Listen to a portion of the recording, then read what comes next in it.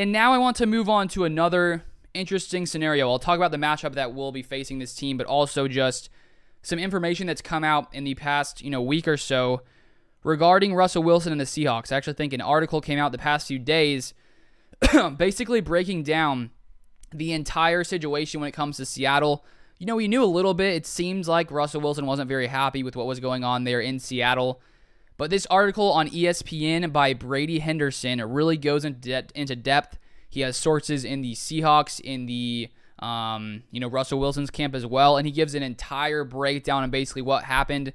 And I want to read a couple paragraphs from this article, and then we'll discuss, Russell Wilson on the Broncos this year, playing against the Seattle Seahawks coming up on Monday Night Football, which should be a interesting game. Geno Smith is starting. I'm not sure, just the shot the Seahawks have in this game because I think Russell Wilson and the Broncos are better. But nonetheless, let's get to this article here. It's very interesting.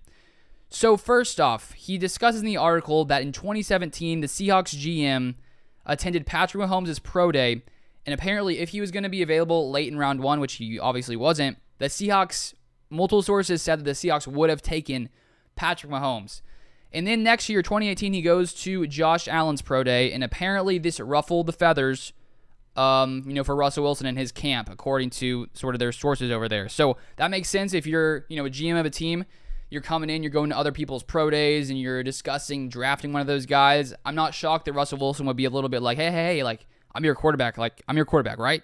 And they're like, okay, yeah, you're our quarterback for now, even though we were sort of looking around, sort of shopping around to see what else is around here. He didn't seem to like that, which I completely understand if you're Russell Wilson.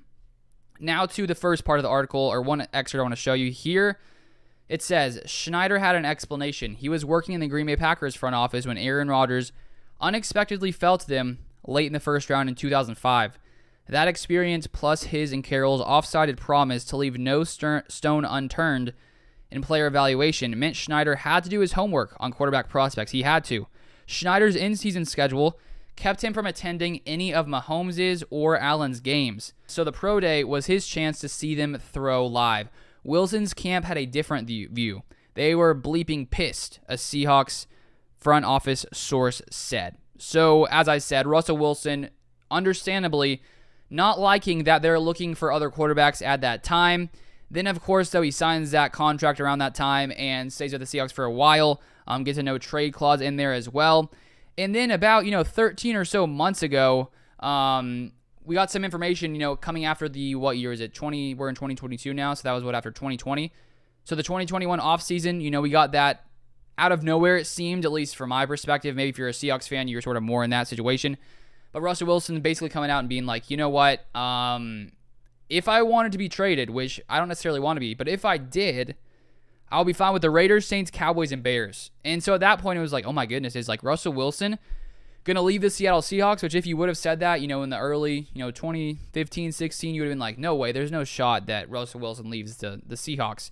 And I feel like that's how you feel when any, great player on a team who's been there for years and years is there. It's just hard to imagine them leaving. Like when Brett Favre was with the Packers, it was hard to imagine him leaving. Tom Brady with the Patriots, Peyton Manning with the Colts. But lots of these guys do end up leaving. Russell Wilson did it as well. And I want to show you this here, another part from this article. So it says Wilson, according to a source close to him, didn't get a clear answer from the Seahawks on how they plan to improve their offensive line, prompting him to take his frustrations public after the Super Bowl. According to team and NFL sources, Wilson's comments angered Seattle's linemen. Left tackle Dwayne Brown would later express as much to reporters and team brass.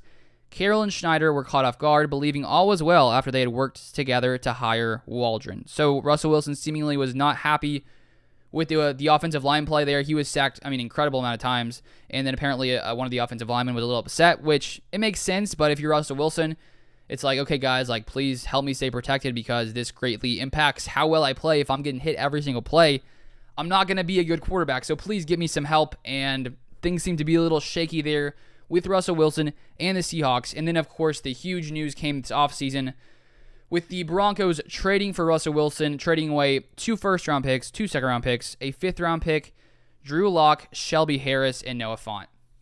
And so now here we come to Monday Night Football this week.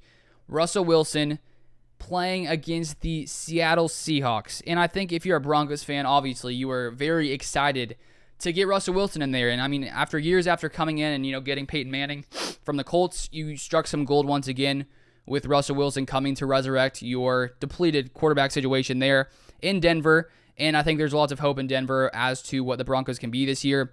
I think they can be a great team. The only issue for the Broncos is the fact that they're in the AFC West with teams like the Chiefs, the Raiders, and the Chargers. So even though they're going to be a good team, I honestly think the Chiefs will be better than them. I think the Chargers will be better than them. It's going to be close. And then the Raiders, who knows what's going to happen there. They're going to be a lot better with lots of the additions they made there. Stealing Devontae Adams from my Green Bay Packers, which I was not happy about. I think we're going to be fine, but in the moment, it was a tough day for me. That day that Devontae was stolen from me. But anyways, it's going to be very exciting to see exactly what Russell Wilson can do in Denver, and I'm going to be excited to watch lots of these Broncos games this year. I got Cortland Sutton on my fantasy team. Got him in like round 6 or something, and I've read he's supposedly going to be Russell Wilson's most likely top target, so looks like I made a good move there. I mainly read it from other fantasy people who are, deep into that kind of stuff.